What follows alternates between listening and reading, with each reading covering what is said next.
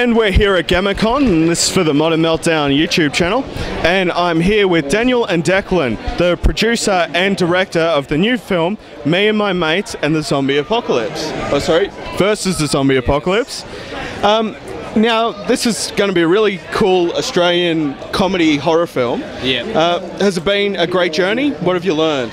It's been pretty amazing, actually, considering we started with just the concept and the script, and then trying to make a film in Canberra, trying to get financing, and doing it, all in the proper way, as opposed to just doing a hobby fun film. This is our first commercial release, so it's been quite exciting journey to get there. And what have you learned as a director? Well, I mean, in this whole experience, I did about 1 million things for the first time, from working with a special effects crew to 100 extras to a whole entire crew with a director of photography and first assistant director and all these different things, working with kind of really big name comedians that are on a level of celebrity that I'd never really kind of dealt with before. So when we would go out to restaurants or hang out outside of the film, people constantly coming up to them and asking for autographs and stuff, and you're like, oh, that's what it's like. We also had Esso from Bliss and Esso have a short part in the film as well, so it was great meeting him and just hearing all these stories of the crazy tours, and seeing Jim Jeffries perform in Canberra was massive as well. So I mean, yeah, every single stage of the film has just been like a mind-blowing thing that I didn't think I'd be doing for a long time. So, speaking about Jim Jeffries, he's got a bit of a reputation, fantastic comedian, we love him. What was it like working with Jim? I think it was actually quite an honour, because when we heard that he might be available to work on the film, we got pretty excited, because we both knew a bit about him. We'd seen him on YouTube anyway, and we knew of his TV show, and so it was pretty exciting when that final moment came where he was like, yep, he signed up to the film. But when he came, he was a really nice guy. There's a sense that you work in Hollywood and you're like all this big, but he was really sort of just like one of the mates, and that was really cool. And just hang out. We had beers like mates do. We had dinner, so it was pretty cool. He's a good guy. What about yourself, Derek? Yeah, I mean, it was a thing where he was kind of way out of the ceiling that we thought we could get, and for a long time we were saying who we going to cast in this role, and we had a connection to Jim via his manager, and we said, is there a chance we could get Jim? And he's like, I'll ask him. And we didn't hear for a while, and we were kind of like, what's going to happen with this? We didn't think it would happen, and then when it did happen, we were like, oh, suddenly this film's a lot bigger than we thought. There's got to be people that are interested in it, like in America now and things like that.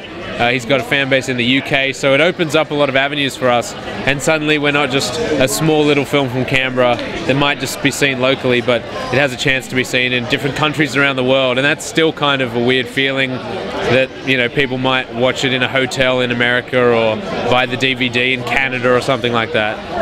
And speaking about working in Canberra, what were the challenges associated with trying to get a production of this size happening within Canberra? Well, I can say one of the big things was Canberra's got really strict gun laws. So if you want to make a movie where people are shooting guns, there's a lot of... we had a really good armourer on our film who had done... he's been on everything from The Matrix to Mission Impossible. He just came from Angelina Jolie's film Unbroken, and so he's been everywhere. But he also he was happy to help us out and be a part of our film, and he would talk through a lot of the issues that we have with the ACT government and bringing guns in, because obviously it's a government town. They're just very strict on firing blanks and all sorts of things. So that was definitely one of the things we had to consider. And we wanted to do an explosion as well for part of the film, and so trying to make that happen within the ACT with insurances, it became quite challenging. So we had to learn to make some compromises here and there, to sort of be able to withhold our, get our vision out there on the film. Even things like just letting off fireworks. We have a few scenes where they let off fireworks or they shoot a flare, and there's really strict fireworks laws in Canberra. There's like one day a year where they do fireworks, and it's kind of the Skyfire night and stuff like that. So you start thinking, do we shoot like in New South Wales and just go across the border and do it on a farm somewhere, or do we try and shoot Skyfire and somehow like VFX it into our film? It's those kind of conversations are big ones that we had to figure out. And I guess also we were able to get the support of the Academy of Interactive Entertainment, who did a lot of visual effects work for us. We're able to utilize a lot of their students and ex-students to come together and put us together a really great series of VFX shots to help, where those compromises occurred, and that sort of kept our vision going. And talking about VFX to practical effects, what is the mix in your film? Are you more practical, or did you have to rely a bit more on the computers? We always said practical first. Yeah. We believe that when it's on the camera, captured that way, it looks better. It's also the most fun for the crew. Like if you shoot in front of a green screen, the crew isn't enjoying it. If you bring out a head double of a zombie and you cut it off and you blow it up and stuff, everyone loves those things.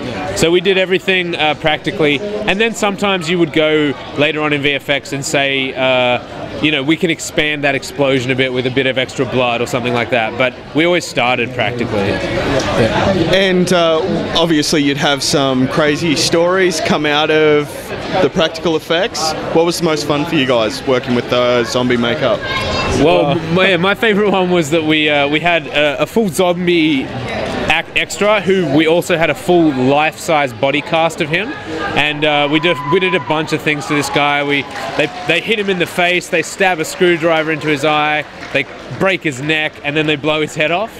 And so we were always mixing between the actor and the dummy, and switching in between. And at the end we had to blow the dummy's head off, so we kind of caved out its face and filled it with like a fake blood pack. And we pumped this condom full of blood, hoping that it would explode.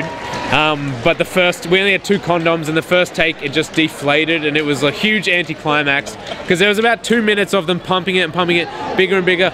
Everyone's doing this, they're covering the lens, everyone's wearing glasses, and they're like, oh, this is going to be huge, it's going to be huge. And then we go, okay, we get one more chance, so we don't want to risk it. So our gun guy was like, I'll shoot it. I'll just shoot it and it'll splat and it'll look like a real explosion. And we did that and it was awesome, yeah.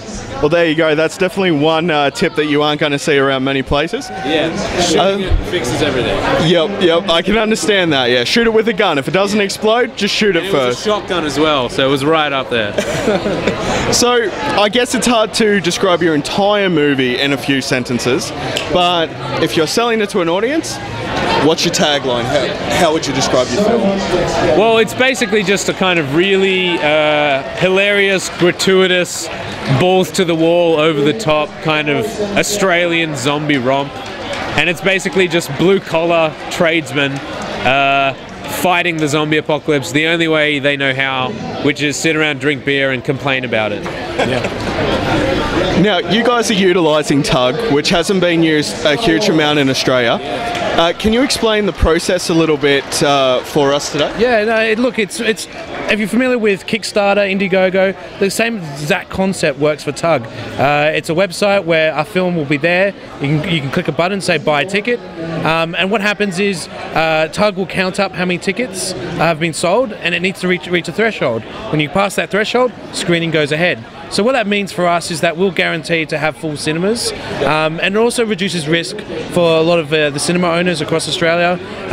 Because booking an independent film is usually you would either just hire it for a night, or you would try and beg them, please show it for a week, and they would say, well, we don't know if we can sell this for a week. There's bigger films we can carry that we know will sell. And this way you say, we've booked in a couple of screenings, they only go ahead if you sell the right amount of tickets, and there's no risk for them. And it's also really good because fans in all around Australia can request screenings in their area.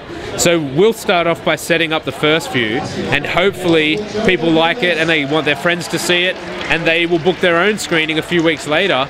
and we'll help promote it, and it'll kind of be a thing that can keep growing and growing, and it'll cure that thing of can I see the film? You know, I live in this state, and obviously Canberrans will be able to see it pretty easily, but if you're in Newcastle or something, when's it coming? And we'll book a screening there, or we'll say you can book your own screening there and request it through Tug.